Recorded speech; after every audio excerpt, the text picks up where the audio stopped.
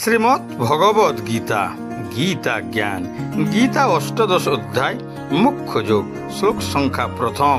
এই শ্লোকের সম্পূর্ণ বিস্তারিত বাংলা ব্যাখ্যা। অর্জুন বাচ সন্ন্যাসস্য মহাবাহো তত্ত্বমিচ্ছামি বেদিতুম ত্যাগস্য চ ঋষিকেশ পৃথক কেশিনী সূদন। অর্জুন বললেন, হে মহাবাহু, হে ঋষিকেশ, হে কেশিনী সূদন, আমি সন্ন্যাস ও ত্যাগের তত্ত্ব পৃথকভাবে জানতে ইচ্ছা করি।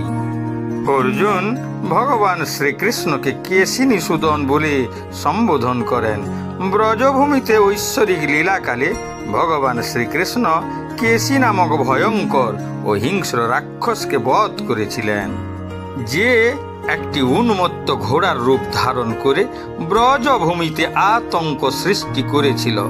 লাগামহীন এই অসুর ঘোড়াটি পাগলের ন্যায় ছুটে বেড়ায় এবং ভক্তির সবচেয়ে সুন্দর ফুলের বাগিচা ধ্বংস করে দেয়। অর্জুন ইঙ্গিত করেন, ভগবান যেমন করে কেশী নামক রাক্ষসকে বধ করেছিলেন, তেমনি অর্জুনের মনের সন্দেহগুলোকে যেন তিনি দমন করেন। অর্জুনের প্রশ্ন ছিল তীক্ষ্ণ এবং তীক্ষ্ণতর। অর্জুনের প্রশ্ন ছিল সন্ন্যাস অর্থাৎ কর্মত্যাগ এর প্রকৃতি সম্পর্কে জানার। তিনি ত্যাগের প্রকৃতিও জানতে চান, যার অর্থ নিজের কর্মের ফল ভোগ করার আকাঙ্ক্ষা ত্যাগ করা। এরপর তিনি পৃথক শব্দটি ব্যবহার করেন, যার অর্থ ভিন্নতা।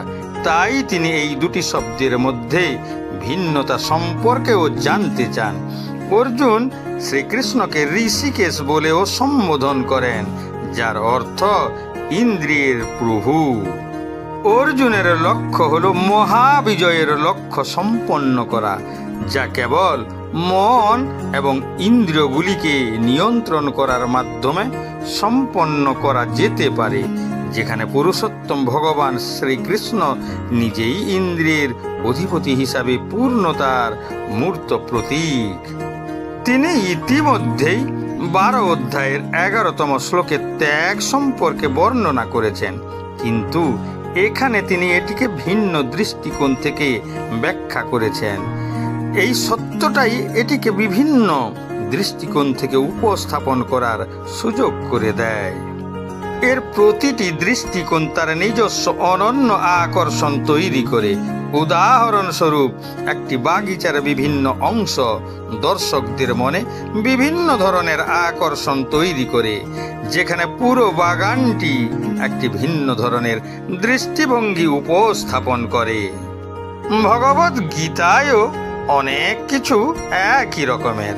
প্রতিটি অধ্যায়কে যোগ হিসাবে উল্লেখ করা হয়েছে, যেখানে অষ্টাদশ অধ্যায়টিকে সমগ্র ভগবদ গীতার সারাংশ বলা যেতে পারে। এই অধ্যায়ে ভগবান শ্রীকৃষ্ণ পূর্ববর্তী 17টি অধ্যায়ে উপস্থাপিত শাশ্বত নীতি এবং অন্তর্নিহিত সত্যগুলি বর্ণনা করার পর ত্যাগ এবং অনাসক্তির বিষয়গুলিও বিস্তারিত আলোচনা করেছেন।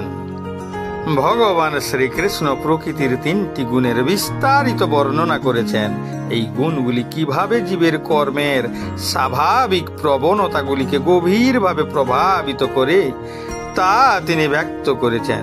তিনি বলেন যে কেবল শতগুণকেই লালন করাই জীবের কর্তব্য। এরপর তিনি এই উপসংহারে পৌঁছান যে ভক্তি বা পরমেশ্বরের প্রতি একান্ত প্রেমময় ভক্তি হল পরম কর্তব্য, এবং এই অর্জনই মানব জীবনের পরম লক্ষ্য।